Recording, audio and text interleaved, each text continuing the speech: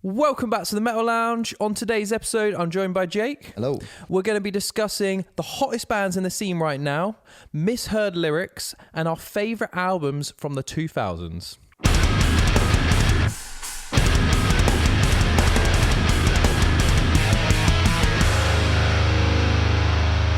Jake produced this episode, so I take no responsibility for the quality of this episode. If it's shit, then... But I have no doubt it's gonna be not shit. Cooked up as much as I can do. It does seem like a pretty stacked lineup. Yeah. So we're going to talk about, I guess, our ones to watch bands in the scene. It's not like up and coming bands. It's just bands we think that are hot on the pulse right now that I think under are 2 million monthly listeners. Under 2, that was the criteria. Yeah, they can't be big dogs. I mean, 2 million is quite a lot. Okay, Forrest. So what are your top 5 ones to watch bands? At number 5, I've got Thornhill.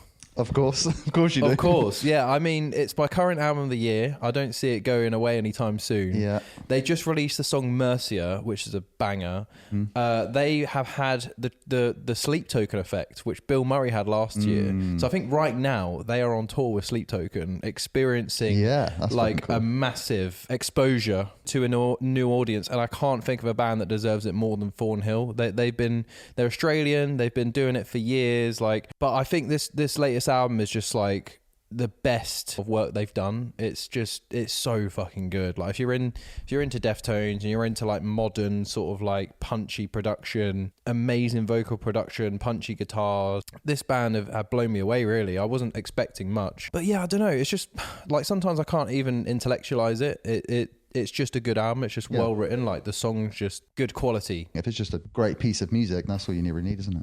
If I heard this album a few years ago, I wouldn't have liked it. Because I wasn't on board with the Deftones sounding bands. Yeah, you're not a big fan of like copycats, are you? No. Or like it's anyone that's like leaning into that. But Loathe are a band that exposed me to like Deftones sounding bands and appreciate them, because I was like, why am I choosing not to like this when actually I like it? And it's like I feel like you can copy bands that have been around for as long as Deftones. Like in my head, the rules apply that if you're a band that have been around long enough, it's okay to inspire from, because it's almost impossible not to, because they've just been around since 1989. How are you not? They're like, you know, it's like bands being inspired from the Beatles in the 70s and 80s. It's like, how can you not? I think it's okay if it's not like really blatant. So like a big one for me is obviously with Linkin Park is like, if they've got a rapper and a singer and then they're doing like scratching. It's like, you can't have all those. Like you're just copying. Pick a few. Don't have all of them. Yeah, that's it. It's overdoing it. And I think that's where I would have a problem with it. But do Thornhill, I'm guessing I don't think there is like a checklist to be honest. I think because if on paper, like Thornhill, like the vocalist, he does about 3 or 4 exact techniques that Chino does with his voice. Like he does the kind of sassy like shouts that have delay on, the exact same 8th dotted delay, and then you also have the kind of screams that Chino does are quite similar. Then you have the falsetto, the kind of like the fry, like close up, like intimate vocals. Like there is a lot of vocal similarities. The guitars, like the bends, like very Deftones, but distorted guitar, like there's so many bands that sound like that. You can't put that just down to Deftones. But yeah, if you had a checklist, it would look bad for your criteria. It would be like, you've probably taken too many. Yeah. But for me, it's like just the songwriting is just so good that supersedes anything. It's like you could play those songs in the style of ABBA and I'd still love the songwriting. It's almost like being a creator on YouTube or something. You can't just copy someone else's content. You can copy elements of it and see what's working for them, why they're successful. But you've also got to go, what am I doing that's different as well? So it's, what is Thornhill doing? They have a bit of a Muse inspiration, like the way he like does these like weird high vocal runs, and it kind of takes you to this weird place that strikes out to me. But just the way the songs are written are quite different as well. I can't really explain it, and I don't know enough about music theory to tell you, but it's just Deftones are very groovy. They have a style. They're written around guitar riffs, and they're almost quite basic in a way. Whereas Thornhill, it seems like Deftones are a bit more abstract in certain ways, with like big brushstrokes, and Thornhill is like someone detailed, like almost like copying like a cathedral. Okay. I don't know how else to explain it other than that. But yeah, I love Thornhill. They're my new favourite band. Probably, if they're not going to be album of the year, it'll be in definitely 2 or 3. Super stoked for them to be on the Thornhill, to be on the Sleep Token tour. It's the Thornhill tour now. It's the Thornhill tour now. That wants to watch. I was so happy because Alan was on here and he hated the Thornhill album. I remember him saying that. I was a bit gutted, and I'm like, see, but your boys in Sleep Token, he loves Sleep Token. Yeah. I was like, but your boys think they're good. There you go. Well, that showed him. Yeah, it is weird how like certain artists just like certain bands you wouldn't have thought when you go see a band and you're like, why the fuck are they supporting like Bilmuri them? last year was Sleep Yeah, Token. that's actually quite a weird one, to be fair. I know they're still in the same rock scene, but I feel like it's more weird when like... I like Sleep Token's music taste. And I think it's weird when it's like it goes out of the genre. It's like... It's more accepted now. It didn't used to be that accepted when I first started getting into music in like 2010s. But I think just people want something a bit more different now. They want a more diverse line up. They're like, they want a post-hardcore band and a metalcore band and a deathcore band. Sometimes you'll have all three of them and like... One recently, on building on my point, was like, do you remember the Linkin Park show and they had Architects as support? That's not a weird support, but like it actually is, because a lot of like Linkin Park, I feel like it's quite mainstream in a way, especially with Emily and like all that, the whole new era of Linkin Park. And I used to see so many videos of just like people's reaction to seeing Architects and how like out there. Like to us, it's not going to seem out there at all. But to the general listener who's not involved, it's quite shocking to hear like someone just scream like, what the fuck's going on? Like, but they played before when Chester was alive, didn't they? Yeah, but I think it's I'm talking about the new, like it's almost a new era of like Linkin Park fans and like girls going with their dad maybe because like it's a new female singer and it's like I thought JPEG Mafia was weirder, to be honest. Yeah, and that's another thing. Like I was about weird. to say, in the new metal scene especially, you've also got that hip hop element. So like I think when I saw Papa Roach and they had obviously this is horror, horror. It's like it's a weird choice. I think it's cool though. It's cool they want a bit of shock and awe. Yeah, you know, like Knock Loose playing Coachella. You never thought that would happen. Yeah. Like that's like basic bitch. Anthem Fest. No, that is wild, to be fair. Yeah, we're getting off track, but Thornhill. Another thing they did recently was they covered a Lady Gaga song, Paparazzi, and they actually crushed it. It was so good. Did they? It's called Like a Version, the show. Okay. Yeah, so they're making moves at the moment. I think definitely want to give a follow and just see what they're doing, because they're going to kill this Sleep Token tour. I think they're going to get bigger. I see them, so they're currently on about 500,000 monthly listeners. I reckon they're going to double that by the time the Sleep Token tour's out. I would have thought the amount you talk about them, I'd have thought they'd be higher than that. I actually would have thought they were less than that. That's why I like to talk about them, because I feel like they actually deserve to be even bigger. Yeah. Such a quality band. All right, so on to number 4, Devil Wears Prada.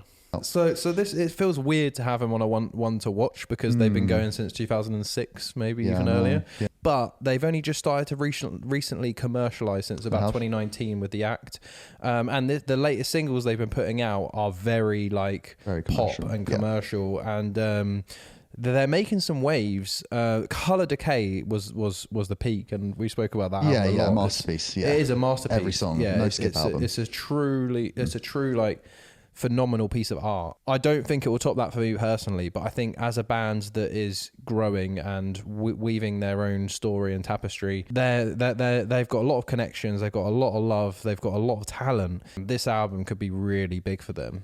They're quite unique anyway, so going into more of a mainstream and commercial route, they do still have their own sound, which I think is really cool. Like they still do sound a little bit raw. Color Decay was a really, I think to me that's like the furthest they should go. Like I don't really want to see them go any more I know what you mean. That they definitely have their own flavor. That from what I know about Devil Wears Prada is it's a very collaborative process. I think Mike he's like a poet, the screamer, and he's really into his art, and they've been doing this band for years and years. I don't think they're going to lose their essence. I think they're just doing a bit of an ammo by the sounds of it. Probably not as extreme. They're just pushing it as far as they can go. I think it's very it could definitely be played on the radio, whereas Color Decay, you might think probably not radio. But this one, you're like, there's a few singles and you're like, that gone radio. Yeah, I absolutely love So Low at the moment. I'm absolutely loving it. That could easily be a radio hit, radio banger. They are going for it. But my theory is there is going to be some heavy stuff on there for sure. Yeah, because I hope so. They're definitely inspired from the film Midsummer. Midsummer is like a horror film that's set in summer at the summer solstice, so there's no darkness in the film. Is that what the album artworks? Yeah, with the flowers. Yeah, okay, I'm pretty sure that is inspired from Midsummer. Midsummer. Okay. And obviously that's a horrific film that's set in the summer. So I feel like... Because to be fair, that film, it starts off very light and you're like, oh, there's something up here. Something so sinister. You think that when the album drops, the sinister stuff's going to... I think so, yeah. I think they're that's kinda hiding cool. some of the sinister stuff. That's my theory on that album. But yeah, I absolutely love Dead West Prada. They were my favourite band at one point in time. Yeah. When With Roots Above and Branches Below came out, and I heard that in 2010 or whenever it was, I was blown away in school. And I remember getting Des Moines on Guitar Hero, Dead Throne. I love that. 818. I just always thought they have just such a distinct sound and style, which I just really vibes with me. I like how you can just pick them out. Mike as a vocalist, he was one of the first vocalists I inspired from to like learn how to scream. So I can do his technique pretty convincingly. Because they've got two singers, haven't they? It's just they've got a clean and a Jeremy, he's a guitarist and he also does the clean vocals. He is a sick clean vocalist as well. He is very good, yeah. And then you've got Mike Haranica, he does the scream vocals, and I think he writes most of the lyrics as well, even the cleans. Because he's a poet and like he's just very arty guy, interesting guy. For me, the singles have gone. I've loved like 2, maybe 3 of them, and then the other 2 have been a bit. Me too. I'm actually going to stay away from them personally, just because I trust them as artists and I want to hear the album in full. And a bit like with albums recently, to Icy Stars, when that came out, I'd already heard all the singles and was like, I don't like that. By them. I think that I don't think you're meant to listen to every single when it comes out. It's like that they're kind of just chucking, like there's like multiple chances to draw people into the album cycle. And when Bring Me released their album, like, I've been a bit disappointed when I've heard all the singles. So I'm not going to go too heavy on them. Yeah. Maybe hear them once or twice. And I really want to hear that album like front to back and not have single fatigue, basically. It's modern day problems, modern day solutions. Yeah, exactly. Dead West Prada. Good pick. If you haven't heard them, check them out. They're an amazing band. Number 3, Silent Planet. Oh, okay. Yeah, nice. I like those guys. Silent Planet. So when they first came onto the scene, I was not a fan. I thought they were an Architect's copycat, to be honest. But I think I brushed them off far too quickly. I've always kind of like left a bit of a door open for them. I have checked out some of their other albums, like because a lot of my friends got into them. Like Matt was really into them and stuff. So I was like, okay, there must be something there.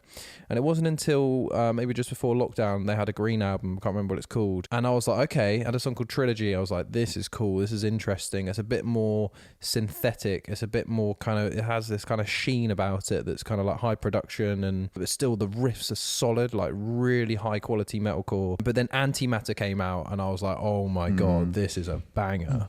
They released some singles recently, a song called Mind Frame and Wick, and then they also, I think they had a split EP with Invent Animate, which I didn't like as much, to be fair, but really cool stuff. Like they're making waves at the moment, and that just those singles like Mindframe and stuff, like one of my most played singles of like last year. It's so good. Like they've gone for this industrial electronic vibe, and I think they do it the best out of any band that's doing that sound. A lot of bands are doing that. Like North Lane were one of the first to go down that from a metalcore perspective. You know, you get so like Bad Omens, even like even a bit of Sleep Token. Just modern bands kind of have gone down an industrial path. But honestly, I think Silent Planet do it best. Really excited to see where they go. Buster Oderheim, I think he does the synths. He plays for Humanity's Last Breath, Viljata. He's also in the band Throne, who weirdly, out of all the amazing bands Buster does, Throne are the one that are doing the best, who are kind of like Alpha Wolf, kind of like heavy metalcore, pissed core band. Yeah, so hopefully he's on the new stuff. Just super psyched to hear that. I kind of see Silent Planet, like they will have their own world of bands around them. So I get confused between Silent Planet, you also have Currents, you also have Polaris, and Invent Animate. I feel like you get like, it's almost like having friendship groups. Like you have like your bands that tour together, and similar styles of music. And if you go on like Spotify or whatever, and you have like see similar artists, it's usually those. They're always I think they're Australian as well. So you have the UNFD and like the like record labels there.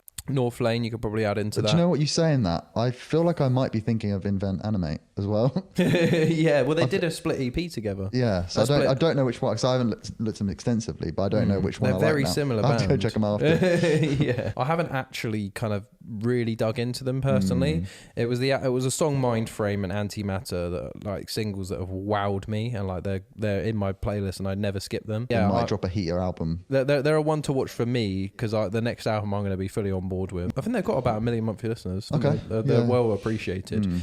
I think there's still potential to be reached. Number 2, The Contortionist. So this is a weird one because they do nothing really. Watch this space. But everyone that's into The Contortionist is just like eagerly waiting for them to drop something, because they are one of my favorite bands of all time. Like, so there are ones to watch and to watch. Yeah.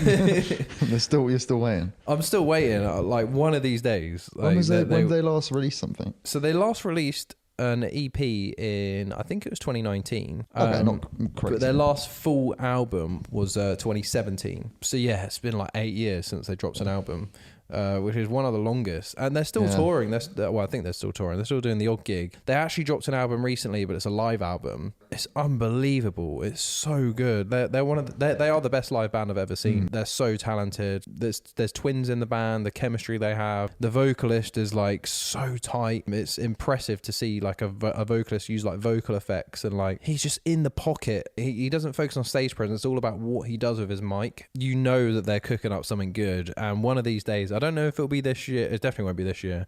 I don't know if it'll be next year, but it's coming, and it will blow you away if you're into that sort of stuff. Blow your socks off. Yeah, it'll blow your fucking socks off. If you like Periphery, kind of prog metal, even if you like Veil of Maya, like that sort of vein of gent and prog, you're like Contortionist. They're amazing, and their album that came out recently, Live in Atlanta, that is a phenomenal album. It's a little bit of a weird one. It's like one to watch, but not because they're dropping singles and doing the right moves. It's like, no, they're just masters at their craft. And I like that. It's a different kind they're of like a mysterious band. They're like a mysterious one. And that brings me to number 1, Loathe. Ooh. I fucking love Loathe. Got into them with their album. I let it in and it took everything. A phenomenal album.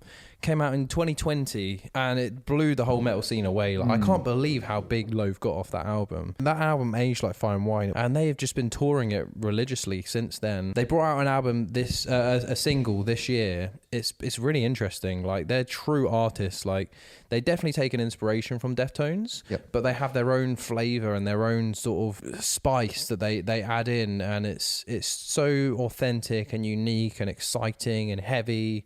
The lads from Liverpool as well. You should get into them. One of the most talented bands on the scene right now, and I think that from the success of that last album, like a lot of people are also waiting for this next drop. Really excited for that. You say they're quite a bit different to Thornhill in relation to how similar they sound to Deftones. They have something a bit more unique about them. Yeah, they definitely do the Deftones sound more unique than Thornhill. They're a lot heavier than Thornhill. They aren't afraid to get really wacky and weird. A lot more screams, a lot more heavy, like groovy sections. They almost go a little bit deathcore in certain places. They're really expansive, but then they also go really light, and they have those sort of like dreamy shoegaze, new gaze moments. Yeah, they're just a really impressive band, and it's showing. Like, they've got 1.9 million monthly listeners, so they're actually only just under 2. That's so much bigger than I thought they were. Actually, they're massive.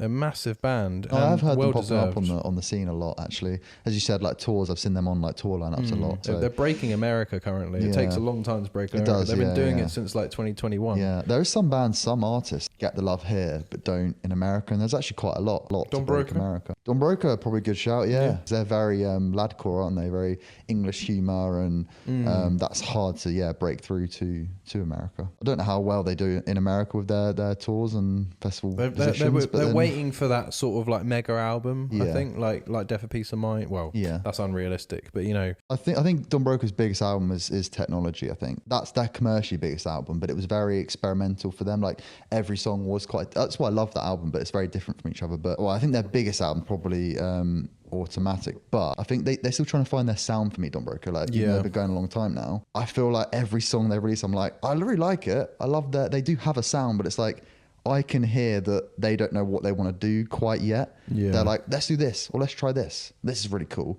They're almost having fun with it. I think that's the whole idea of Don Broco, and that's why I love them as a band. They don't want to put in a box. They just have fun making So I music. think it's a purposeful thing. Yeah, I think but that will stint their commercial success. I think they create songs to be performed live as well as a big thing.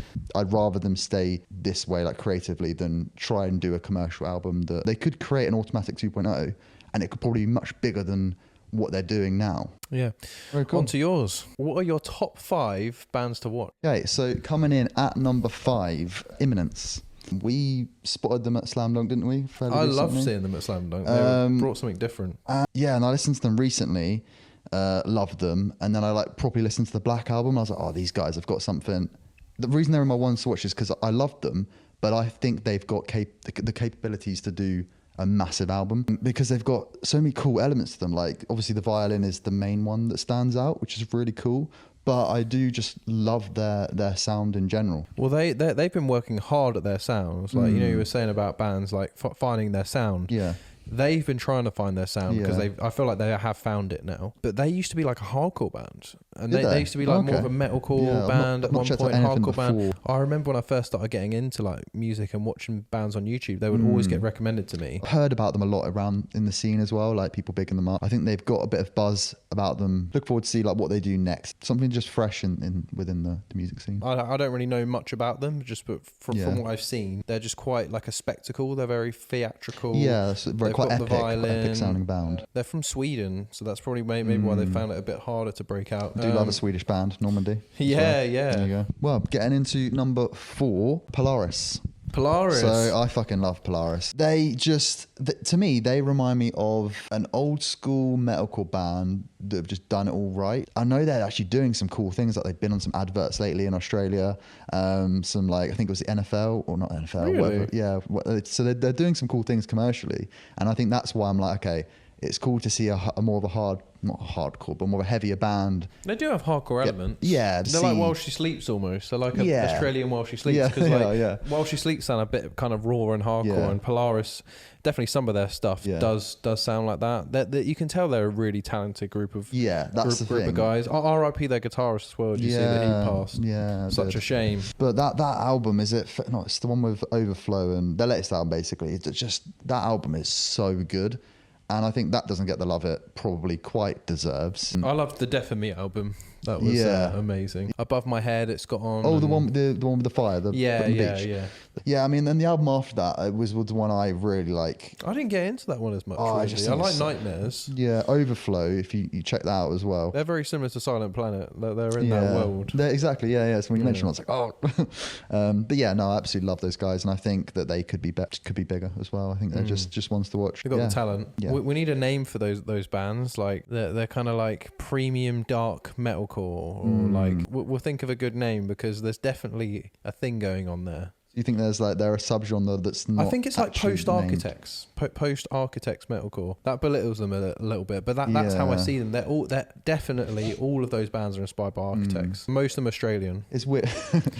Down under core. Post Architects Australian metalcore. For me, like they give off nostalgic vibes, even though then it's not nostalgic. It's 2010 done well. Well, they've probably been going since about 2010, haven't they? Coming in at number 3 is Bilmuri. I think this was a tricky one for me because like, have they already got their bit of their limelight? I don't know. I think they still can do more. They come off the back of that quite successful album, but I still think they could do more. I think if you haven't checked out Bilmuri, I think you need to. Like, and that is the whole sole purpose of this list. It's like, if you haven't heard this band, just go fucking listen to it because you'll like it because they're that good. And Bilmuri are like a prime example of this. You may have heard the name and things, and I probably won't check it out, but like they're honestly one of the funnest bands in the scene. Like I like to compare them to Don Broco again because I love a band that thrives on their live show, that just doesn't take themselves too seriously. I think you need that in metal sometimes. A lot of metal can be too serious, can be too gatekeepy. Yeah, definitely. And I love the fact that Bilmuri just don't fucking care about anything. They just create bangers. Like they're such a fun band. They sound amazing. Got a lot of heritage as well. Like I've got a lot of respect for Johnny Frank, being an original member of Attack Attack, that band that has spawned so many of our favourite bands. Beartooth, of Mice and Men. There's a lot of heritage there with him, and he was a producer. He produced so many metalcore bands, and then he's made this thing. And it's the alternative, but it's like it's so original, and like the musicianship that he has, like I can't wait to hear new stuff. And he's been trying to find his sound, and I think he's found it. And it's so exciting to hear that when people find their sound, and it's like, oh, you found your sound, but you sound like Bring Me the Horizon, but shitter. Yeah. It's like, no, he's found the sound, and it sounds nothing like any other band. There's a gap in the market for that.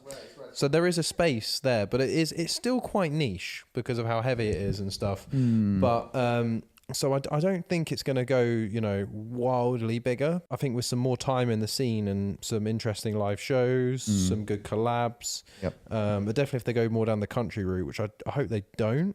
I hope they keep it sort of country metal. But I think with a name like Bilmuri, like you're gonna have fun and you're gonna keep it fresh. They were nearly on my list. They only weren't because they just have kind of had that spike. Yeah, I'm not sure if they've I feel hit like peak, they're kind of going down a bit now. And they've got to kind of build back up again. But I guess that's the sense of like, it could still be a one to watch in the way of like, can they continue it almost rather than go higher? Yeah, but that album was so good. They're not in a hurry to release another album. That's true. A lot of people haven't seen that live. A lot of people will want to see that because it was so popular, especially, and they had the Sleep Token effect and stuff. Like their next album is exciting, but they probably won't release it. Well, they could release it next year, but I just love the fucking sax in it. Like that's something that was new to me, and it's just cool to have like an injection of something different. It's and they do it so well as well. Like you can't just throw a saxophone in. It's a very tricky instrument to put into to make it sound a certain way. So they do it just phenomenally well. Sleep Token even pinched that saxophonist, one of their songs. They did. Number 2, Tropic Gold. Hell yeah. These are probably the biggest, like these are ones to watch because they're not very well known. I just think they're amazing. To me, they're a bit like a blend of Bad Omens and Bring Me, like the love child of that. I actually really love the album artwork. It's really clean. It's like, the green. The green. It's like, because I do like a lot of product photography, and it feels like it's very much like that. It's just that's like, it looks nice, and then you go into it and it's a well-produced album. I'm so surprised by the production, and it's in-house production, which is impressive as well. Like I spoke to him very quickly when he was saying that he couldn't do the interview, and he was saying that like so many bands have come up to them and asked them, and they're like, no, we're just going to keep this to ourselves. Fair enough. We know we've got something good. They got the secret sauce. Excellent shout. That did cross my mind to put them in as well. When I was looking for my songs, I thought they were going to be in yours. I mean, they've only released that one. Well, some more like a small album, is that isn't literally it? I think it is. Yeah. Oh, wow. They literally just released that one. I mean, I played the album to death, so sound bloody good. Yeah. All right, and getting in to the number one spot, which I'm surprised it's not on your list, and it is Landmvrks, of course. I can't remember the last time I listened to a band I obsessed over this amount. Like it feels like, I don't want to compare them to Linkin Park because I did it a lot in the video, but it feels like a new like birth of a band that's that impactful in my life. I just absolutely love that album. It shocked me, like honestly, so much when you recommended me to. Flo is just an incredible vocal. There's something special about them. I can't actually put my finger on it. I just can't stop listening to it. Like they can do the softer songs really well, and then I love it when they get heavier. Like they're just such a great band, great live band, which is also massive. I was going to say that's what impressed me the most about them is when I saw them a couple of years ago at Slam Dunk, I think it was, and they had one of the best sounds out of any other band I saw that day. I was like, this is amazing. And then I saw them live with Devil Wears Prada, and they were even better there. They're so tight, and you can tell that they're just like masters of their craft. It's hard to find a unique sound in their world of like metalcore, hardcore, and somehow they've done it. And I think they use some of their culture, like the French lyrics and like the rapping, and it feels authentic though. It doesn't feel too manufactured and contrived. They're doing stuff that they think's cool. It feels like they're doing it for themselves, and they just got that feeling about them that is just exciting and special and different. If they got big, like a lot bigger, if they were one to watch in that respect, that would mean their music's gone probably more commercial. But yeah, I think that probably is a natural step for them, unfortunately. I think that they don't seem that old, so I feel like they've probably got a bit of time under their belt where they probably would think, okay, if not the next album, maybe the album afterwards. They seem like a band that would go more commercial, is what I'm trying to say. I'd like them to incorporate more of the rap, because I think that's his vocal technique for his rapping is insane. That's the main pull for me. Similar to actually Devil Wears Prada, they've got that sound that sounds raw, but still really well produced, which I love. But it was definitely the rapping. I was like, fuck, like it hit me like a train when I first heard it. I was like, this sounds sick. And I was like, when that's incorporated with all the other elements that makes them so good, yeah, it's just a recipe for sound like success. $1,000,000. They do, yeah. So just premium. Just an amazing band. Yeah, definitely ones to watch. Well deserved top spot. Yeah. Okay, Forrest. So what are some of your favourite misheard lyrics in the metal scene? So number one, we have Of Mice and Men, Ohio is on fire. The misheard lyric is, this is what you get when you fuck with the magic roundabout. Wait. wait. So, I'm confused now. So what's the misheard lyric? That's the misheard lyric. That's what I hear. That's you hear, yeah. I was going to say that. Do you know the magic roundabout? the show? Cartoon thing, weird. yeah. Hey, again. This is what you get when you fuck with the magic roundabout. It's like the magic roundabout are gonna like beat you up. Yeah. That's so weird. All right, I'll play it from here.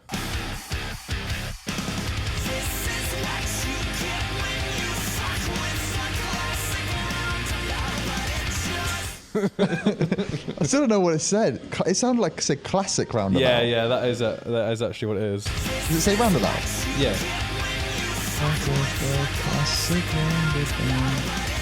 But I don't know, just in my head, I just heard magic roundabout. That's a good one. I like it. All right, so number two, Bilmuri, Better Hell. And it's, I put my finger on myself when I think of you. Okay. This one genuinely like, all right, ready? When they ask who hurt you, point the finger at myself, but I think of you. Wait, so what do you think it is? No, I Put my finger in myself when I think of you.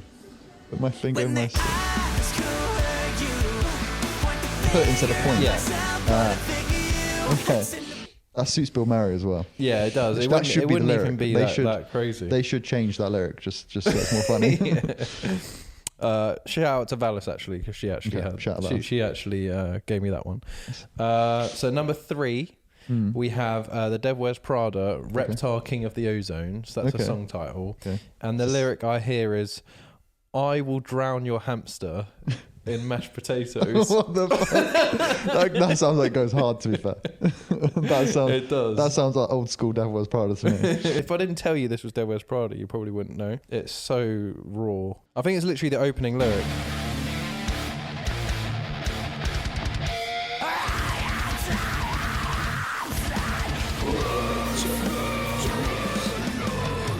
I'm trying to decipher what it is. I will drown your hamster in mashed potatoes. Play again. I'll try and get it.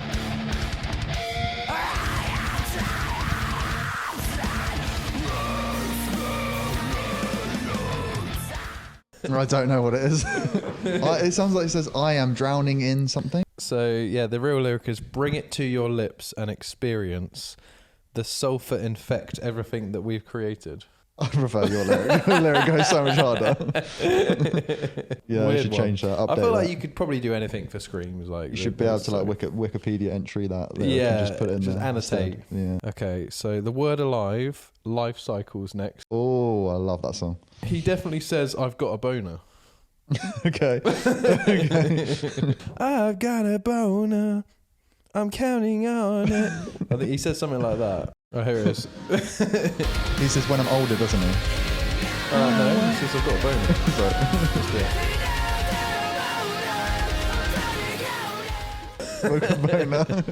Do you know what? I hear it. I do hear it. Yeah. I think this was an internet one, but yeah. No, number 5, last one. Poppy, Cost of Giving Up. Okay. I'm pretty sure someone gave her an STD because she says it burns like a summer dick. Burns like a summer dick. Okay. All mine are really like naughty ones. They are very naughty. You got a sick fucking twisted mind.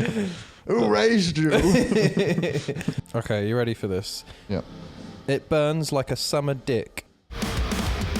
It burns like a summer tick in bed.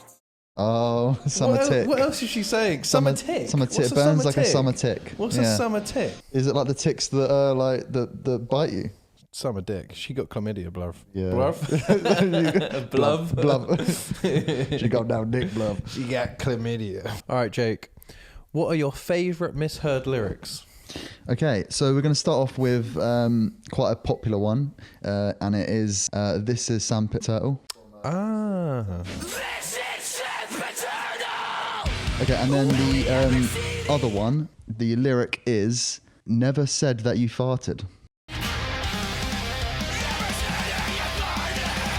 That is so spot on. Best of all. What do you think he says? I literally just hear I never said that you farted. So it's "Every city is burning," apparently. And then on the same song, this got like memed a lot back in the day.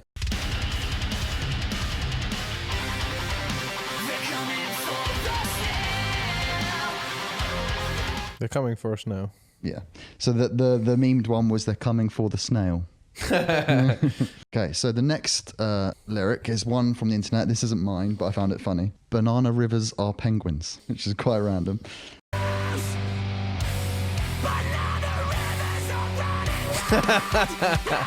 I literally heard that. Because I know the song quite well. I know that lyric. I hear banana rivers. I don't hear the penguins bit at all. Play again.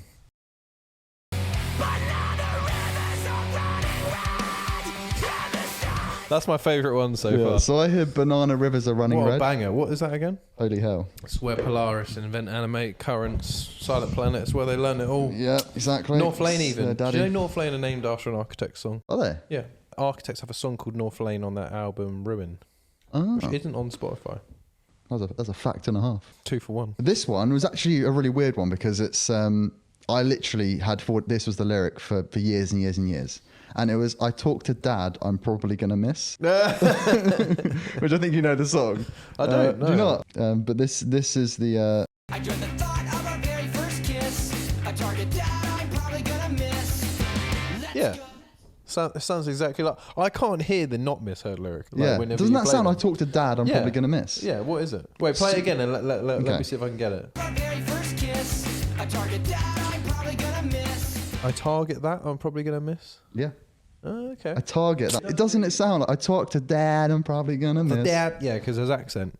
When I saw that lyric, I was like, "Nah, it's a fucking lie." I felt scammed somehow. I was like, "That's not." I also was like, that would be a weird fucking thing to like talk to your dad about. I guess it's like trying to get dating advice. I enjoyed that. That was good. Okay, Forrest. So, what are your favourite albums from the 2000s? 2000, Hybrid Theory. Of course. What else could it be? It is the blueprint for new metal, Yep. and it's even being inspired from now with modern metal. Yeah. And cultural impact aside, just front to back, it's a no skipper. It literally changed my music taste. It was the first album I ever bought. I heard it when I was 7 years old. I remember this album coming out when I was 6. I still listen to it today, and there's nothing else from 2000 that really comes close, to be honest. It's clear. It's head and shoulders. I could probably right now I could tell you every lyric from that album, let alone the song names. It's that impactful. Yeah, you know, like we grew up together. We listened to this album all the time. This has the nostalgia effect for me as well. Genuinely is one of my earliest memories of you playing Linkin Park and me going like, "Oh, I like this music." It was so weird. Like, I actually remember buying this album when I was literally 7, and like looking through the booklet, looking at Mike Shinoda's red hair on the booklet, and the Chester was bleached blonde, Was spiky it hair. Spike Minoda? Yeah, yeah, literally. And looking through all the lyrics and just like appreciating every single song. And I was like, I fucking love music. Like, music's amazing. Like, if this is one album. And then as you get older, you realize how special those albums are, where you're looking through the lyric booklet and you're appreciating every song. They're few and far between. Like there's actually not many albums that have that impact, and it's so special. So without a doubt, I almost didn't want to put it there because I knew it would be yours, but I was like, no, it's also mine. Like I have to put it there. So 2001, I have Iowa by Slipknot. I knew this. Yeah, I knew this would be yours. This scared me when I heard it. I'd never heard anything that aggressive before. Like, it took me a while to actually wean myself onto it. That album just has so much emotional depth with like one of the members, like going through a death and going into the studio and just like the weird like creepy elements it has to it. It really made an impression on me, and it has bangers on it as well. Like it's got My Plague, it's got, is it the Heretic Anthem? Yeah, I love that song. It's got so many good songs on it. The album art is unbelievable as well. Album art actually does play a big part. Hybrid Theory has amazing album art as well. Like I love the silvery finish it had on Iowa. My runner-up, I have to mention this, was actually Mutter by Rammstein. Oh, okay. That was a very close runner-up to this. I'd love that album. Is that the one with Son? Yeah, it has Sonny on it. It has Firefly. It has so many good songs on it. But Slipknot has just stood the test of time better. Like Rammstein, I kind of come in and out of, but Slipknot is like part of my makeup. Such an inspiration to so much of the music we listen to nowadays as well. So it's such a big... like one of my favorite genres is kind of like heavy music, and like it all starts from Slipknot. 2002, this was the toughest one for me. Like it wasn't actually that great year for music. It was really difficult. Out of the slim pickings I had, still this album, System of a Down. It's not my favourite System of a Down album, but I listened to this and a few other contenders and I was like, this is clear. Like, it's so good. Like, even though it's not the strongest, it has some amazing songs. This is the most random album System of a Down have done. Quite political as well, with the song Boom and like the Bat Bombs, and like it's got like some hidden almost like political messaging, as well as like just random like IEAO. It's got Mr. Jack, the Highway song. Innovision is probably my favourite from the song. I love that song. My favourite from the album. It's it's got so many bangers. It's quite a slept on album for me. I don't think for the general public. It's their lowest selling album, but the meme was like, it's because people stole it, so they weren't actually buying it. So HMV hates this album. So 2003, I didn't want to pick Meteora. I could easily pick Meteora, but I had to pick something else just because I already picked Hybrid Theory, and I didn't want multiple doubles. Just for the record, I probably do prefer Meteora to this album, but I'd still love this album, and it's very close. And it's The Golden Age of Grotesque by Marilyn Manson. Oh, okay, that's a cool one. Yeah. Excellent album. It's probably my favourite Manson album. And Manson, he was my favourite artist for quite a while. Yeah, I remember you loving him.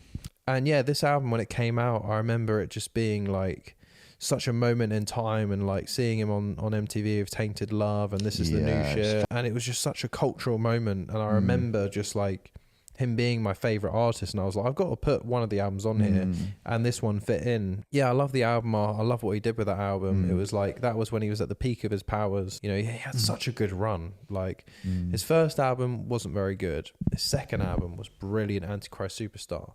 Then he had Holywood. No, The Mechanical Animals, amazing album. Then Holywood. Then to come out of Golden Age of Grotesque, it's like... whew. And that's probably my favourite. I loved how like modern and punchy it sounded, and it still had a bit of weird creepiness to it. It had like it's a no skipper. Like it's a true art piece of an album. Mob Scene, that's a fucking brilliant song. That's one of my favourites as well. Yeah, Golden Age of Grotesque. Yeah, I feel like he was perfecting his craft, and then for me, he purposely went down a different path after Golden Age of Grotesque. 2004. Subliminal Verses by Slipknot. Duality, Pulse of the Maggots, Before I Forget. Oh, yeah. It's fucking incredible album. Like, Duality is still one of the best songs I've heard live as well. I will go on record and say that I think that this is the best a heavy band has commercialized, because this is their commercial album. It still has the grit, and then you have a song like Duality, which is so crushingly heavy. How did they turn that into a hit? Like, that is so impressive. I think it's the masks. Spoiler. But like, it still doesn't take away how impressive it is for a band like Slipknot to commercialize. It's gobsmacking. Yeah, I remember listening to this album and just absolutely loving listening to it all the way through. It was different when you listen to albums in the 2000s, and like, because you had a CD player and you would just listen to it front to back, and that was definitely one of those albums. It wasn't like I had the option to listen to music and go on apps on my phone and message people. It was like, no, you go out and you bring your CD player, and one album or You two buy albums. it, and if it's shit, you're like, fuck, I've spent. I remember listening to it on the tube and like just listening to it on long car journeys, like going on holiday, and like that's all you had. So it was better than nothing. It was like, I suppose maybe you'd have a Game Boy, but if your Game Boy runs out or you don't bring your Game Boy halfway through, on to 2005 is a double, Mezmerise by System of a Down. I fucking love this album, and I've got to put Hypnotize on there as well because they released 2 albums in the same year. So for me, it's the same year. Yeah. So that's cool. for me, I it's need a double album. If you ask me on a different day, it might be Hypnotize. I think Mezmerise slightly edges it for me, but I think this is some of System of a Down's best work. It's not my. I think Toxicity is my favorite, but I think their best work is from these 2 albums. Mesmerize? It's Mezmerise is Cigarro, Sad Statue, Old School Hollywood, Violent Pornography.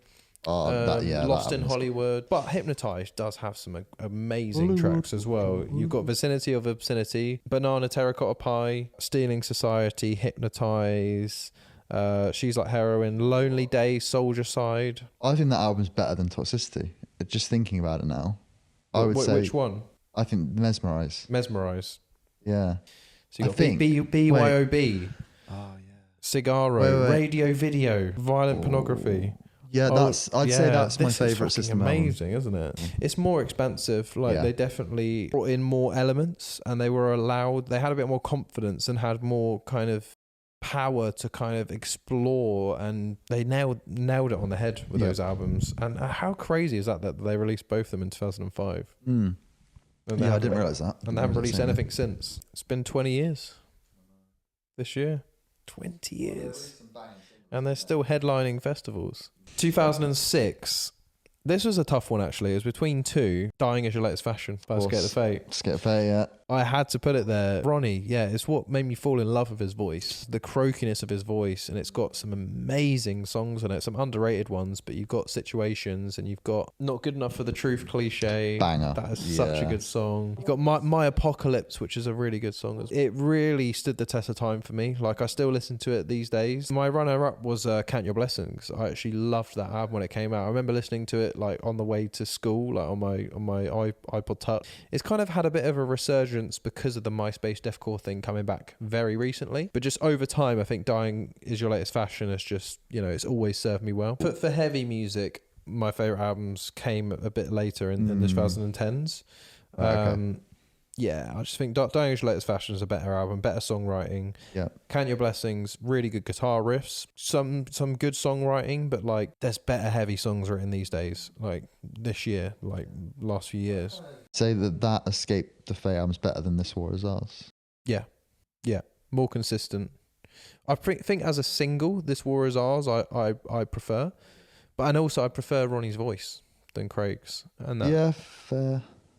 But I think the songwriting is just better. Like there's more consistent bangers on Dying Is Your Latest Fashion. I do think there are some skippers on This War Is Ours. I think as an album, This War Is Ours is better for me personally, but I do agree the Ronnie album has more better singles. Like there's bigger songs. I think This War Is Ours is just as big as Situations and that. Did they come, what year did This War Is Ours come out? It was 2008. Yeah. It just stood the test of time for me, Dying Is Your Latest Fashion. Like, This War Is Ours, like, I go back to it nostalgically, whereas, like, Dying Is Your Latest Fashion still almost stands up. Yeah.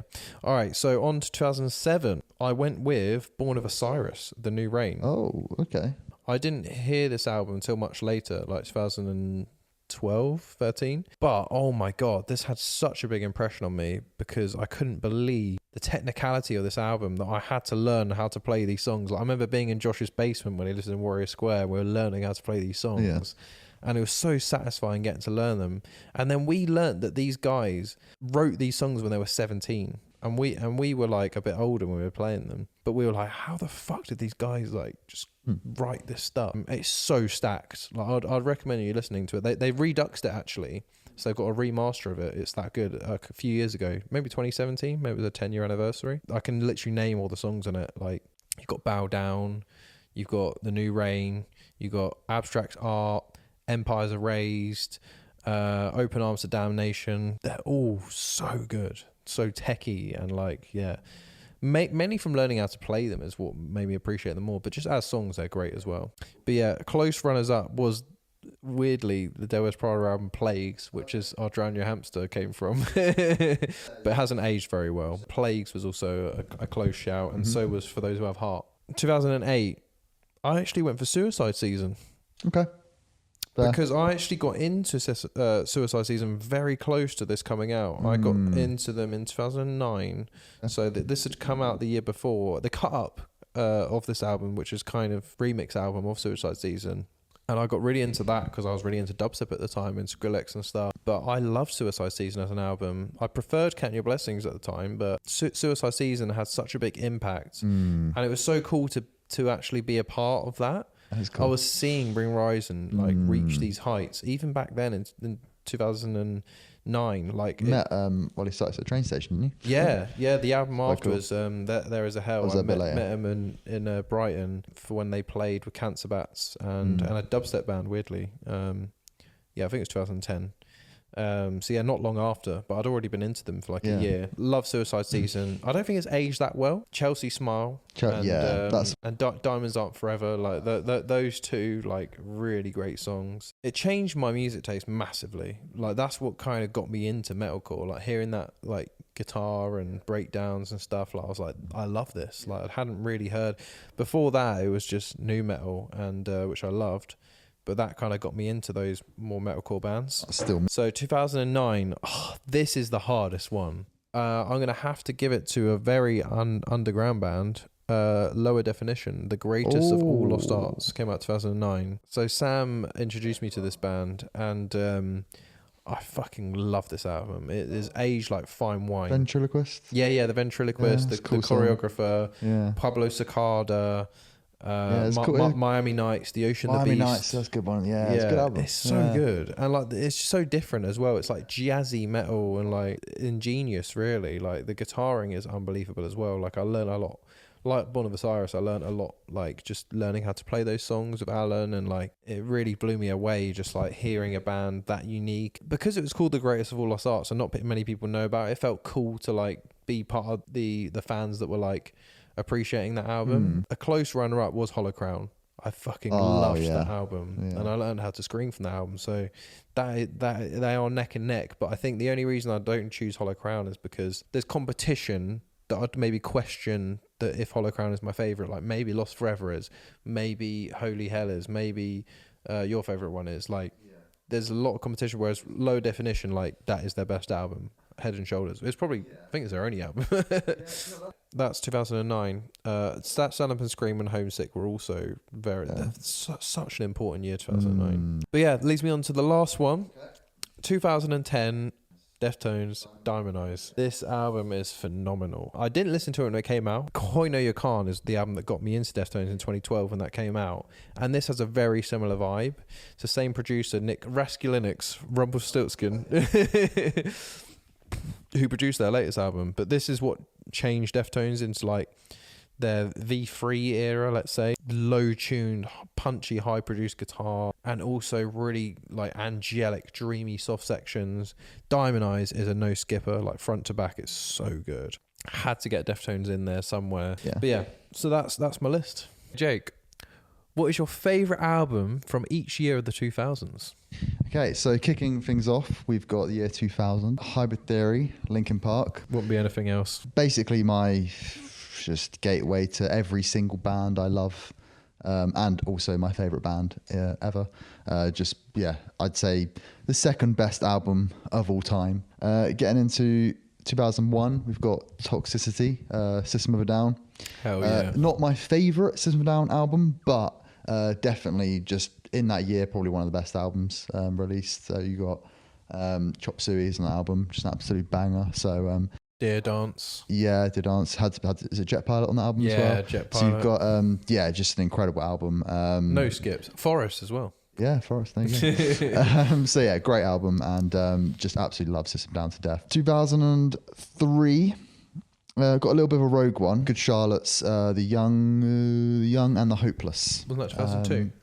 Sorry, yes, 2002. I was going to say, Meteora. Yeah, that's right. So yeah, 2002. Good Charlotte. I think that did a lot for the pop punk scene. I think as an album, it's not incredible. It was a light year for albums in 2002. It was the hardest one for me. Yeah, Really tough. but I think that one was like, okay, you know what? That's got, you know, the anthem. It's got some really big songs on the album, and I think it's still a good album overall. Maybe not as strong as obviously some of the albums on this list, but yeah, definitely a cool album. Good choice. And then, of course, 2003, Meteora, my favourite album of all time. When I heard this album for the first time, I think I stole the album from you. It just blew my mind, basically. Like, it still blows my mind to this day. Like, it's that good. It's the reason I love music. It's Easier the to run is your inspiration. favourite, isn't it? Well, it used to be. I always think of you when I hear that song. Do you know what? My first favourite song was actually Breaking the Habit, and then it was Easier to Run.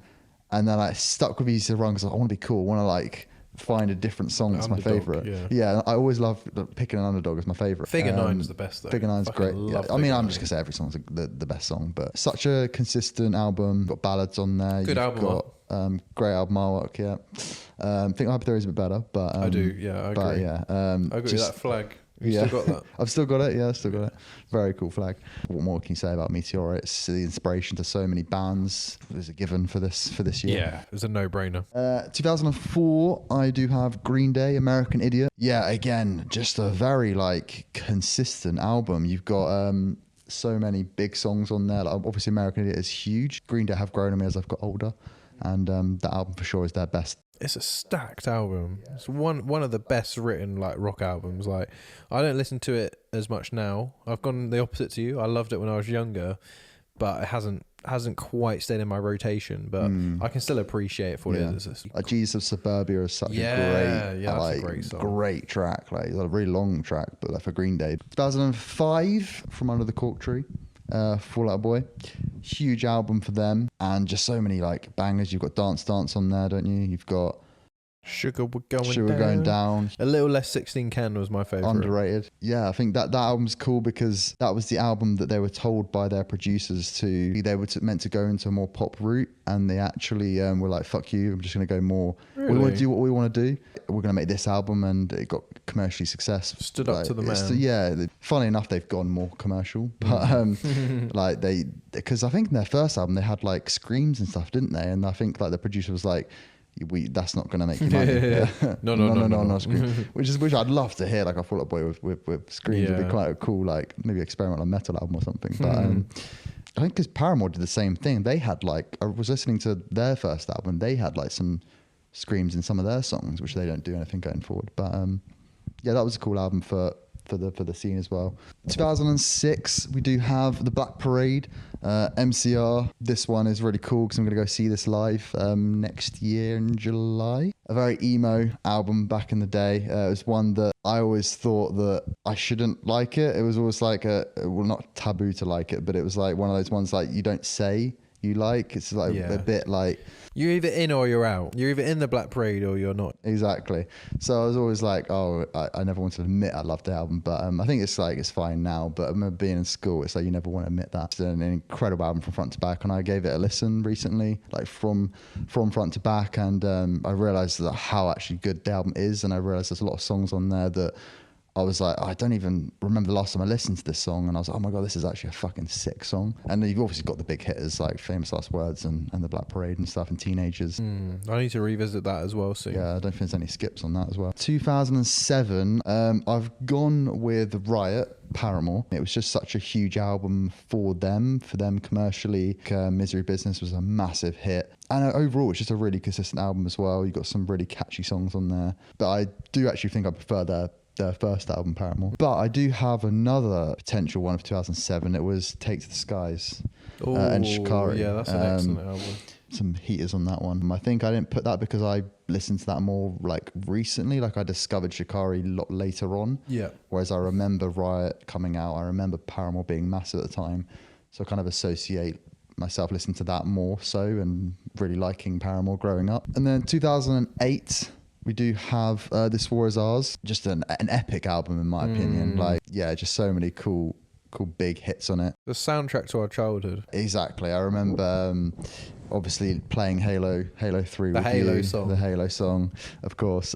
Yeah, just it's a very nostalgic album for me, and that's probably when I was like realizing kind of what music was at that time, being what I was probably been 8, Gateway album, really, wasn't 11, it? yeah. It's a gateway album for me as well. It probably was, yeah. You would have it on a lot, and I'd just be playing Halo with you with that on. I probably had that mixed with Dizzy Rascal and random music, but it was. I remember that one really like stood out to me. I remember listening to your other stuff and like, yeah, that's not for me. But I remember hearing this album and this music. I was like, do you know what it is? This It is for me. quite a transition from listening to new metal and then listening to metalcore. Yeah, Like, it's harder to hear it now, but like Yeah. back then, it felt very different to me. the screams were like different. Like Yeah. the Chester screams are almost like it's structured like a pop song. It's like you're geared up for the scream. Yeah. You're expecting it to come, and Yeah. it's written in nicely. And then you've got rapping, and it's a bit more well rounded and more commercial, wrapped up in a little package. But metalcore is like you've got whole verses of screaming, and it's like very abrasive screams. Harder It's on the ears for it's the harder to younger. distinguish what's going on. It gives you less cues. It's not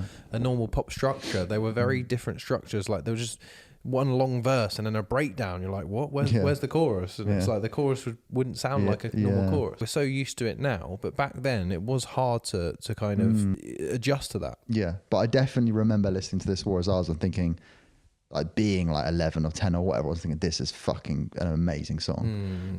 So that one has a really... have to find a better way out of this tragedy. So good. So yeah, that one obviously hits home for me, and it's very nostalgic, and that plays a big part in... I think that does play a big part in Solo music. in that as well. Yeah, so like just an epic song. 2009 was a very tough one, very strong year. Hardest year, yeah, for me 2002, worst year. 2009, Yeah, 2009, they best, killed it. hardest. So I had 2 to pick from. I've gone with Stand Up and Scream. Yeah. Ask Alexandria. Just because I think this was my gateway album and band to a lot of the bands I listen to now. Like Linkin Park was probably my first one. The other album I would have mentioned was A Day to Remember's Homesick. Yeah. Those two bands. I was so sure you were going to pick Homesick. As a whole, Homesick is probably the better album like to listen to, but Stand Up and Scream was just like at the time, for what it did for the music scene, what it did for me personally, it had much more of an impact. I think I got heavily into Day to Remember. Probably Common Courtesy was like made me a Day to Remember fan, like properly. Alexandria, just that was probably the first album I heard. I remember hearing a few singles off that and going, oh, these are really cool. And then going back to it when I was like properly invested into that whole world. So yeah, that album's really important for me and for my music taste. It took me out of the few bands I had on my list. So that Opened you up. It opened me up. Yeah. Yeah, it's my gateway to the metalcore scene. Even though Escape Theatre probably are an earlier part of that. Well, to be fair, if you compare them side by side, like Escape the Fate is actually a bit more poppy stuff. Even though it does get heavy with this War Is Ours and other songs on there, you know, it's night and day. Like if you compare the heaviness out of 10, this War Is Ours is maybe a 5. Whereas like Stand Up and Scream, for what you'd listen to at that point, was like an 8. Like, Yeah, I think also Stand Up and Scream, it's the one that I almost, the way I see it is like this War Is Ours, I listened to it because of you and I had it around you and I was heavily influenced by that. But Stand Up and Scream was like, I'd found that kind of myself as well, and it's like that's what made it really cool. 2010, Day to Remember.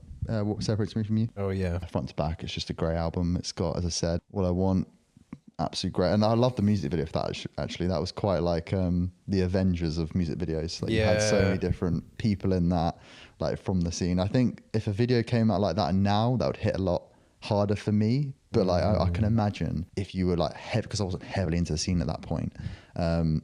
I imagine that video being like, oh, holy fuck. It was crazy, yeah. It seeing was all those mental. Was Ollie Sykes in it?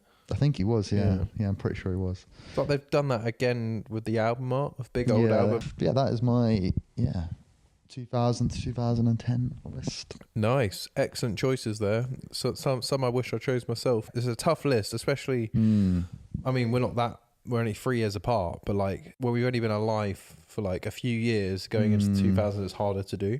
Yeah. 2010s, I think, as you said, will be a lot easier. Yeah. But yeah, excellent picks.